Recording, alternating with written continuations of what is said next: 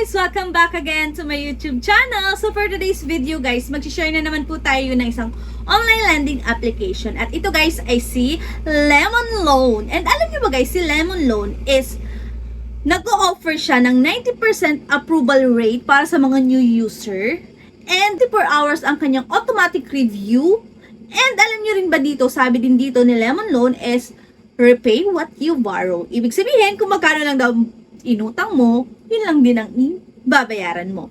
So, tingnan nga natin kung ito nga bang si Lemon Loan ay nagsasabi ng mga pawang katotohanan. So, if you wanna know more about this online lending application, just keep on watching. So, but before that guys, disclaimer lamang po, hindi po tayo agent or promoter ng any online lending application na ating nire-review. So guys, tayo po is nag-share lang ng ating personal experience to give awareness and to give information about a certain online lending application.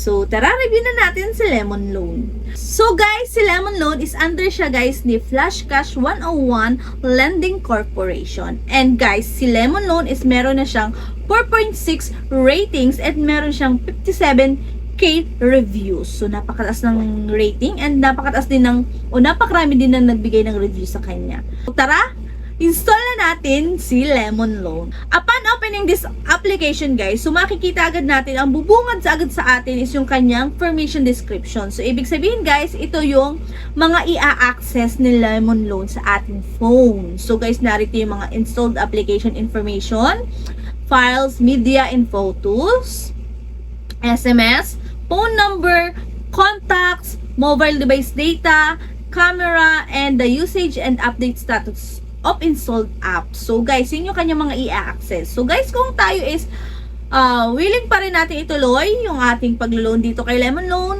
is click lang natin guys yung agree. And then allow lang natin guys. So guys, kung makikita natin dito sa homepage, nag-o-offer siya guys ng 300,000 pesos ang kanyang maximum loan amount. So, napakataas guys, diba? So, dito pa lang sa kanyang bungad o sa homepage niya, makikita natin guys yung kanyang maximum loan amount. So, guys, tingnan natin kung maibigay pa sa atin itong maximum loan amount na. Pero sa totoong buhay naman talaga guys, pag mga first time user o mga bago lang na maglo-loan is talaga naman hindi natin ito makukuha. Maximum nga. Pero, tingnan natin guys, malay nyo, di ba? Guys, ilalagay na natin yung ating active phone number and then guys, may dadating dito sa ating OTP for verification. So, lagay lang natin guys.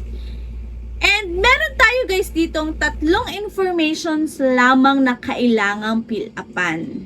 So, narito guys si personal information, si contact information, and then si identity information. So, guys, dun sa contact information, tatlong contact reference lang po ating ilalagay. Doon naman po sa ating personal information na alam na po naman natin yun kung ano mga pipil-upan. And dito guys, sa identity information is nandito guys yung available IDs na pwede nating gamitin.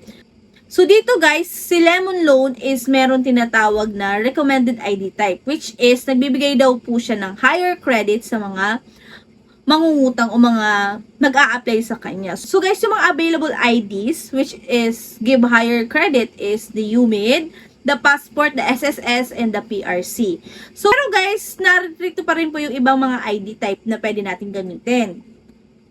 Driver's license, TIN ID, postal ID, PhilHealth. O guys, available dito ang PhilHealth, National ID, and the Voters ID.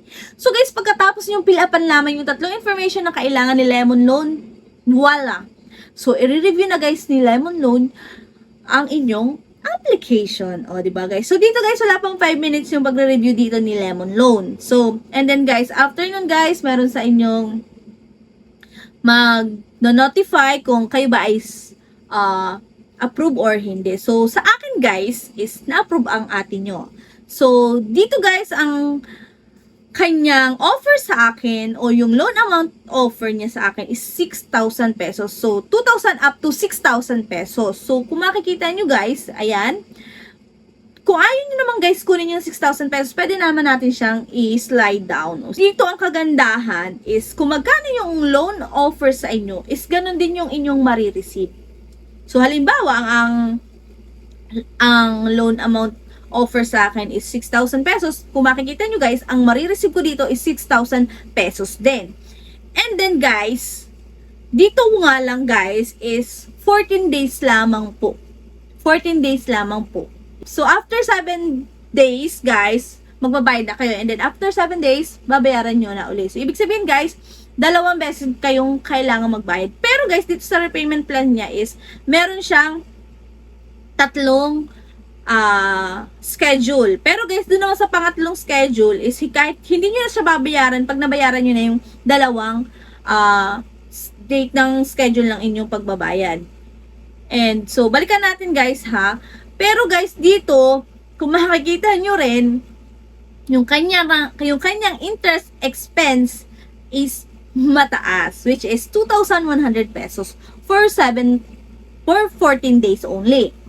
So, kung makikita nyo din dito, ang magiging total repayment ko is 8,094 pesos. So, nakalis pa ako ng 6 pesos kasi kung tutusin dapat is 8,100. So, nakalis pa tayo ng 6 pesos.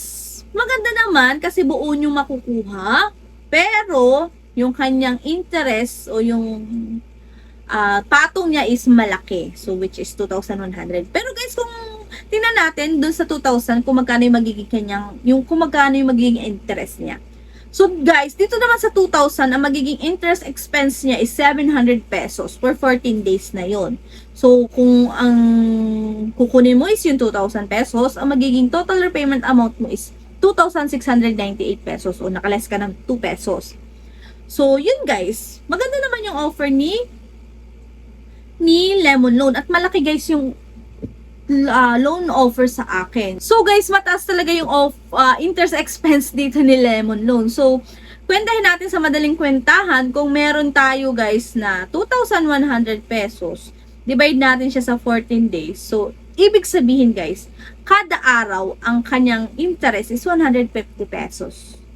So, doon. So, yun guys. Pero guys, nasa sa inyo pa rin naman ang desisyon kung itutuloy nyo o i-grab nyo yung offer ni Lemon Loan sa inyo. And kung ayaw nyo naman, hanap na lang kayo ng ibang online lending application. Pero guys, meron tayong mga link sa description box. Malay nyo, gusto nyo siyang itry. So, nag-offer siya guys ng 0% interest sa mga unang loan o sa mga first time users. So, yun guys, yun lang po yung about kay Lemon Loan. So, pero guys, at the end of the day, kayo pa rin po talaga ang magde-decide kung i-grab nyo o hindi nyo i-grab yung offer sa inyo ni Lemon Loan. So, at least guys, nasabi ko sa inyo kung magkano ba yung kanyang possible na loan amount na i-offer sa inyo. And guys, mataas yung kanyang loan amount ha. So, yun guys. That's all for today's video. So, see you on my next video. At kung hindi ka pa nakasubscribe, subscribe ka na. And bye-bye! See you on my next video!